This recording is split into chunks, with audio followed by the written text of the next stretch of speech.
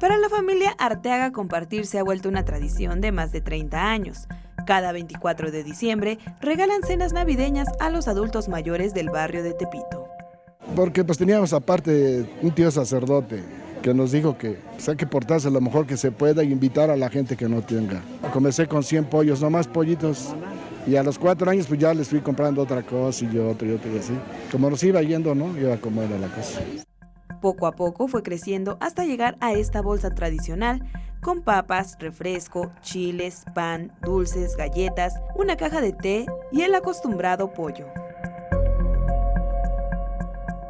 Berta fue la primera persona en anotarse en la lista para recibir su cena navideña.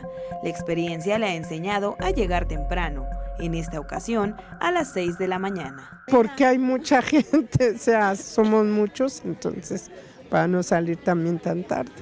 Los integrantes de la familia Arteaga buscan dar un poco de lo que recibieron en todo el año, por lo que son conocidos y muy queridos en el barrio de Tepito. Gracias por la familia Arteaga. Ella se quita un pan de la boca para darnos a nosotros, a todos de combate, a todos los compañeros los de aquí. Yo tengo 83 años, tengo más de 25 años que tengo aquí. Me conocen de la familia de mucho tiempo. Gracias por el apoyo. Son varios años que cada año nos ayudan aquí.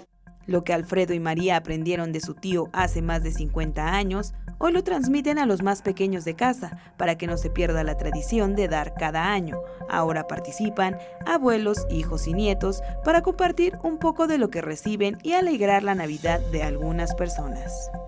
Con imágenes de Joel Arias, Iraís Morquecho, 21 Noticias.